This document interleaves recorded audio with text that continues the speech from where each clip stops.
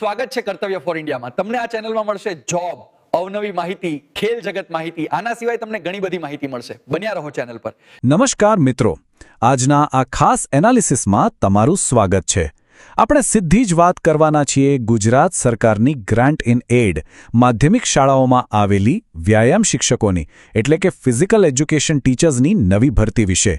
જો તમે આ ક્ષેત્ર સાથે જોડાયેલા છો અને તૈયારી કરી રહ્યા છો તો આ માહિતી તમારા માટે ખરેખર એક ગેમ ચેન્જર સાબિત થઈ શકે છે. તો ચાલો ફટાફટ શરૂ કરીએ અને સમજીએ કે આ ભરતીમાં શું ખાસ છે. સૌથી પહેલાં તો આ આંકડો જુઓ, 1174. હા, બરાબર સાંભળ્યું તમે, 1174 ખાલી જગ્યાઓ જાહેર કરવામાં આવી છે. આ કોઈ નાનો સૂનો આંકડો નથી. જ્યારે આટલા મોટા પાયે ભરતી આવે ત્યારે સમજી લેવાનું કે સરકારી શાળાઓમાં રમતગમત અને શારીરિક શિક્ષણ પર કેટલું મોટું ફોકસ કરવામાં આવી રહ્યું છે. જે લોકો વર્ષોથી પીટી ટીચર બનવાનું સપનું જોઈ રહ્યા છે તેમના માટે આ સંખ્યા એક બહુ જ મોટી આશાનું કિરણ છે. હવે તમારા મનમાં પ્રશ્ન થશે કે આ નોકરી મેળવવી કેવી રીતે? તો જવાબ છે SAT એટલે કે સ્કૂલ એપ્ટિટ્યૂડ ટેસ્ટ. આખી ભરતીનો પાયો આ ટેસ્ટ પર જ ટકેલો છે.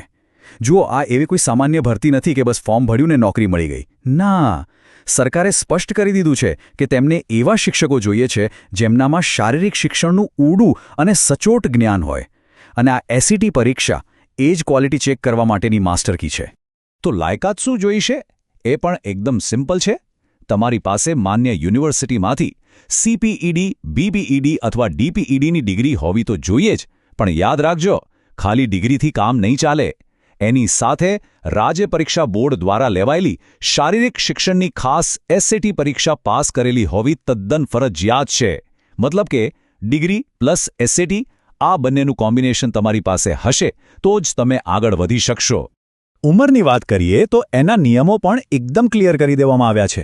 સામાન્ય કેટેગરીના ઉમેદવારો માટે બેઝલાઇન ઉંમર 35 વર્ષ નક્કી કરવામાં આવી છે. પણ હા, જો તમે અનામત કેટેગરીમાંથી આવો છો અથવા મહિલા ઉમેદવાર છો તો ચિંતા કરવાની જરાય જરૂર નથી. સરકારી નિયમો મુજબ તમને ઉંમરમાં ખાસ છૂટછાટ ચોક્કસ મળશે. આ માળખું એ વાતનું ધ્યાન રાખે છે કે બધા જ વર્ગોને આ ભરતીમાં જોડાવાની પૂરી અને સમાન તક મળે. અને સૌથી અગત્યની વાત, પસંદગી કેવી રીતે થશે? તો ભાઈ, અહીં બધું જ તમારા SAT પરીક્ષાના મેરિટ પર નિર્ભર છે. તમારું SATમાં જેવું પરફોર્મન્સ એવી તમારી સફળતાની ગેરંટી. જે ઉમેદવાર પરીક્ષામાં બેસ્ટ સ્કોર લાવશે અને મેરિટ લિસ્ટમાં ઉપર રહેશે એ જ આ બાજી મારશે. અહીં કોઈ અલગથી ઇન્ટરવ્યૂ કે અન્ય કોઈ જટિલ પ્રક્રિયાઓના ચક્કર નથી. બસ પરીક્ષામાં ટોપ કરો અને મેરિટમાં આવો. એકદમ ટ્રાન્સપરન્ટ પ્રોસેસ. હવે વાત કરીએ એ મુદ્દાની જેની જાણવાની બધાને ઉત્સુકતા હોય છે, પગાર. તો ગુજરાત સરકારના સામાન્ય નિયમો મુજબ સિલેક્ટ થયા પછી શરૂઆતના 5 વર્ષ માટે તમને ફિક્સ પગાર મળશે. ગુજરાતની મોટાભાગની સરકારી ભરતીઓમાં આ પ્રોબેશન પીરિયડ કોમન જ હોય છે, ખરું ને? અને એકવાર આ 5 વર્ષ પૂરા થાય એટલે સીધા જ નિયમિત પગાર ધોરણમાં તમારો સમાવેશ થઈ જશે. એટલે શરૂઆતથી જ તમારા ફ્યુચરની એક સિક્યોર તસવીર અહીં દેખાઈ રહી છે. સાચું કહું તો જે ઉમેદવારો લાંબા સમયથી PTI એટલે કે ફિઝિકલ ટ્રેનિંગ ઇન્સ્ટ્રક્ટરની સરકારી નોકરીની કાગડોળે રાહ જોઈ રહ્યા હતા તેમના માટે આ એક સુવર્ણ તક છે. ગ્રાન્ટ ઇન એડ શાળાઓમાં એક કાયમી અને સન્માનજનક કરિયર બનાવવાનું તમારું સપનું આનાથી સાકાર થઈ શકે છે. એક વાત યાદ રાખજો, આટલા મોટા પાયે ભરતીઓ વારંવાર નથી આવતી હોતી, એટલે આ ચાન્સ કોઈ પણ ભોગે ચૂકવા જેવો નથી.